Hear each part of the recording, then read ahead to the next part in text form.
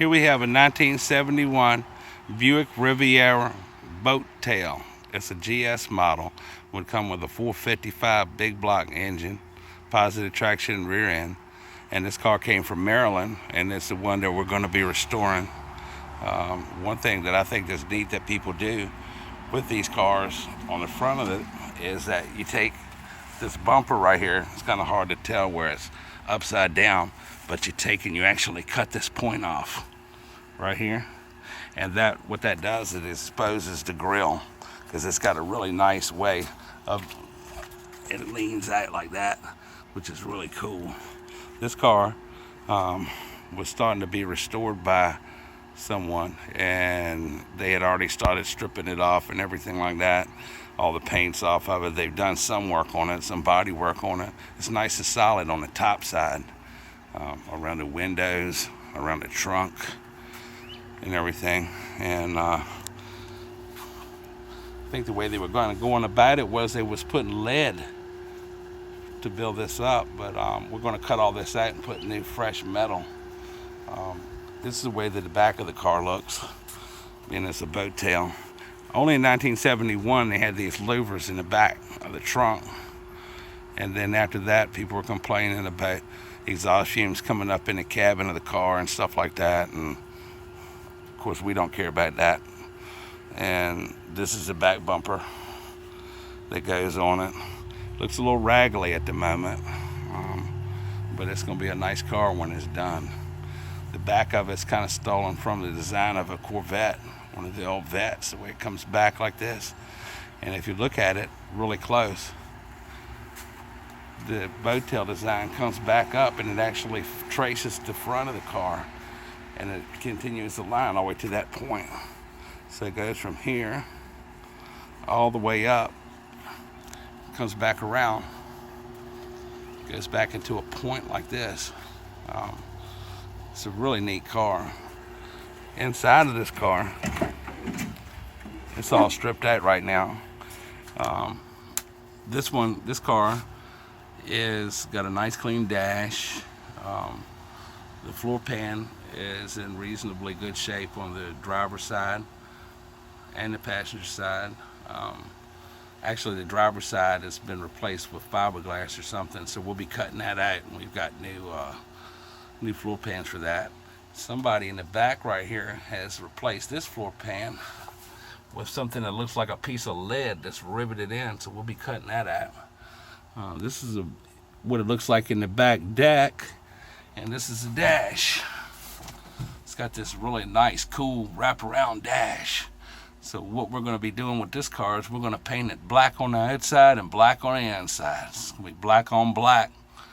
And it's got some wood, it's got some rot and some rust and stuff like that in a couple of places. Mostly just around the bottoms of the car, probably from coming up north, with salt and stuff like that. So this is pretty bad. But we're going to cut all that out. And believe it or not, I've got the original title to this car, the original paperwork that came with it. And I've got some of the parts, the gaskets for the trunk, and I've got the new floor pans for the front and the back, and the trunk is going to need to be replaced. The trunk pan this is what it looks like on the other side, on the driver's side.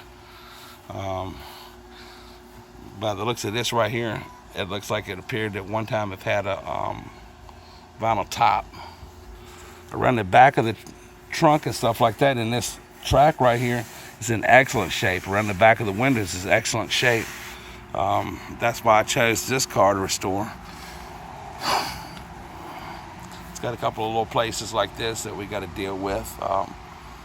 It's just a bunch of surface rust on it right now, but I'll be taking that off. And what I want to use on this is a nice product it's like a zinc electro bonding primer that I'm going to put against the metal on this car, and then we're going to put another primer on it, and a sandable primer, and then a sealer primer, and then a paint with a high gloss exterior paint.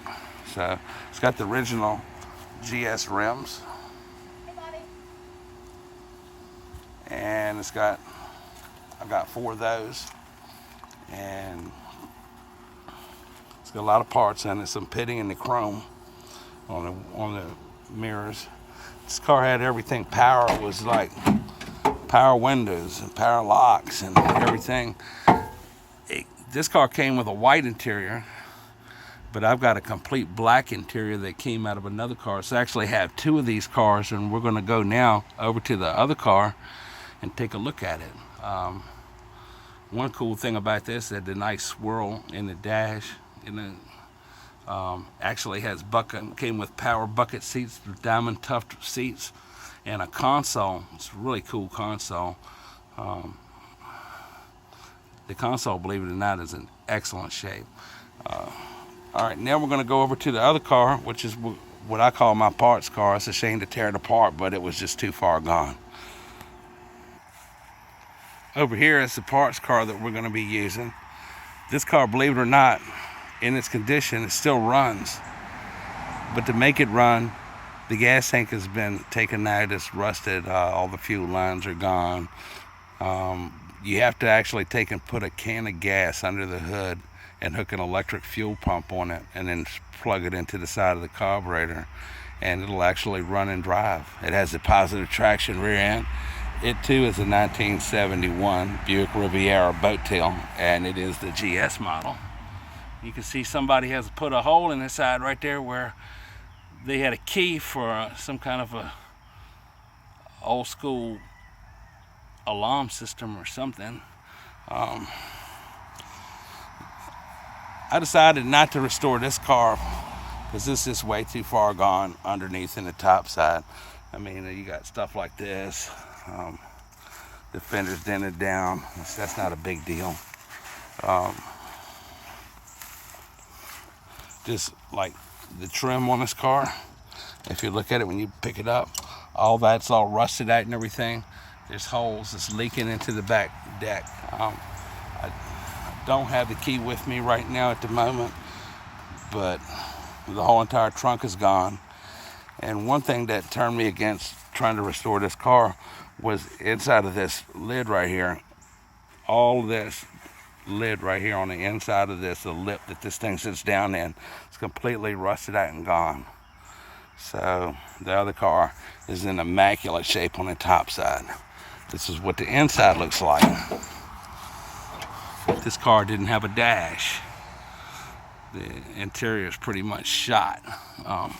This is what I cleaned up one of the rims a little bit just to see how good these old Rally GS rims were that came on the car, and they cleaned up really nice. So we've decided we're going to pick the best, because I've got 8 of these. We're going to pick the best 8 out of the 8 of the 4 and clean them up, and we're going to put that on the one we're restoring. I've taken the black interior out of this car, which are all the back panels, the back decking, the door panels, all of the pieces that go inside of here that were black. I've taken them out. This car didn't come with a bucket seat and a shifter. It's actually had a bench seat, which is a little unusual to me. The door don't shut all the way. Now we're going to lift the hood up and take a look at the engine. That's a big old heavy long hood. There you have it, a 455 big block. And what we're going to do is we're going to pull this engine out of this car and put it in the other car. We're going to actually pull it out, repaint it, rebuild it, and the whole 9 yards. We're going to put it in that other car, and that's going to be really cool. The guy that I got this from had already put a new master cylinder in it and redid the brakes and everything on this car. I don't know, we might take that master cylinder out of there and put it in another car. But it's a lot of funny things that you see on these old cars like this. Somebody shoved a spark plug up inside of the hole on the radiator. This car's got everything still in it. It's got the air conditioning system. Another cool thing about this car is this right here. I've never seen this. Look at that. It goes down inside of the intake on top of the engine, the carburetor. So I think what we're going to actually do is when we rebuild this engine, we're going to rebuild the carburetor too and use the original carburetor. It's got the battery in it. Actually, this car will turn over, and if I give it a little bit of gas, it'll start up and it'll move. It won't go far because this tire is just shot.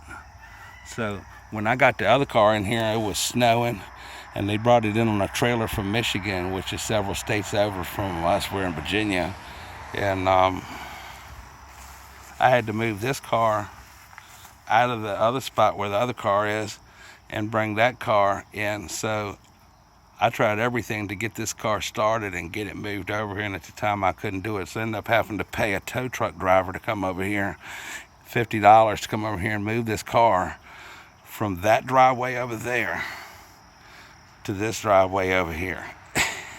It's all in the name of progress. I mean, you can see this. See this? All on the hoods and stuff. Supposedly this car was a barn find. And I see it took it to a couple, even in its condition, when they brought this car in town, people were yelling and putting their thumbs up and everything like that, and going woohoo when they seen the car coming in on a trailer, even in this condition. So it's very unusual for this area, at least. I don't know where you live, but I've not seen another one of these in this area since the 1980s, and then I only saw one or two of them. This is not something that you see anymore. It's a really cool car.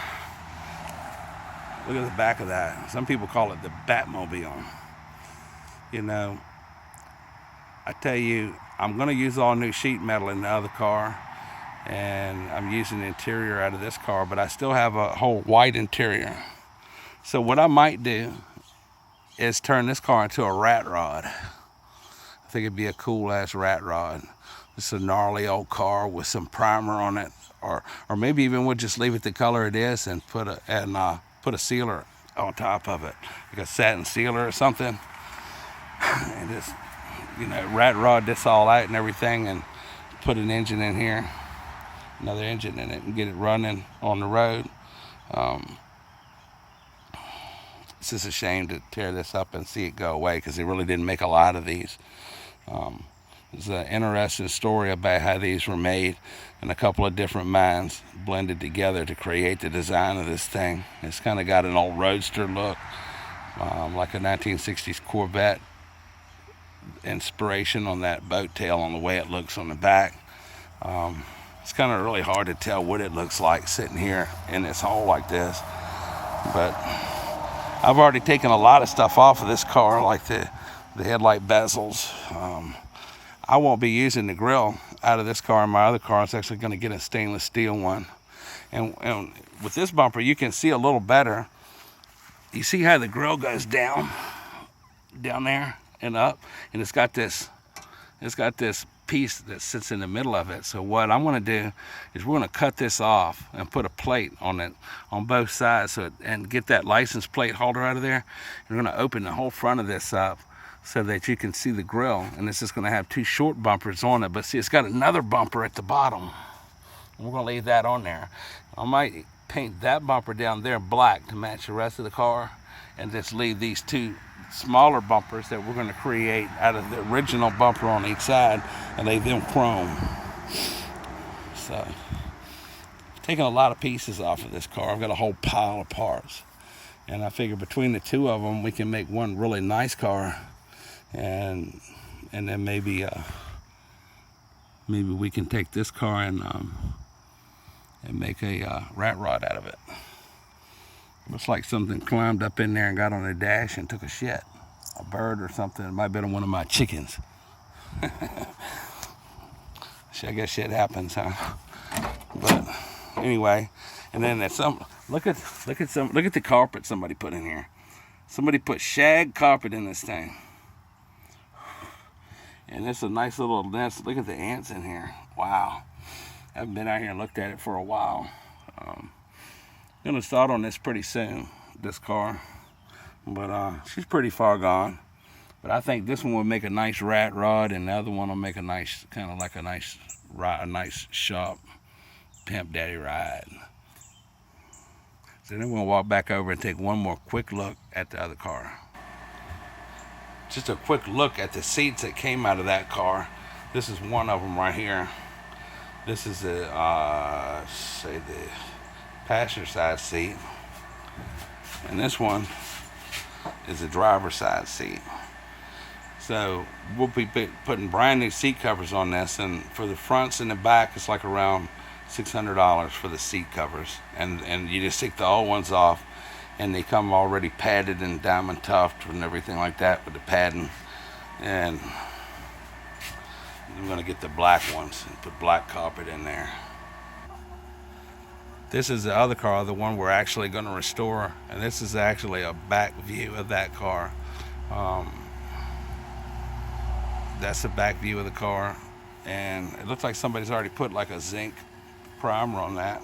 It's too bad they didn't do it on the whole car, because had they have done it on the whole entire car, we wouldn't have all the surface rust that we got right here. It's really a lot worse than, looks worse than what it really is. And they've already painted and stripped and sandblasted underneath of the hood in here, so they did that part of it. And we probably, between the two bumpers, would get a good bumper out of it. And right now I'm going to pop the hood up. We're going to take a look underneath the hood and see what it looks like without an engine in it. All right, here we have the hood section where the engine is going to go with no engine in it. As you can see, somebody's already done stripped all that down and repainted it and everything underneath at the bottom, and so pretty damn clean. It's just dusty right now, but power steering pump's down laying on the ground. It's got a nice solid frame. Look at the size of that, where that engine goes. All this over here has been all cleaned up and it's been painted. The fender wells are rotted out in the other car. This one's not. This is a very restorable car. So we're going to probably be starting on this pretty soon, actually doing the restoration on this car. The only thing kind of holding us back on it a little bit is the amount of money it's going to cost to get all the parts to do it. So in the future, you can stay tuned. We'll be making many more videos of this restoration and of actually making a rat rod out of the other car. And please subscribe to my channel and hit like if you like the 1971 Riviera, Buick Riviera boattail GS. Both of them are GS's. And we will be making more videos in the future as we go along on a total restoration of this car.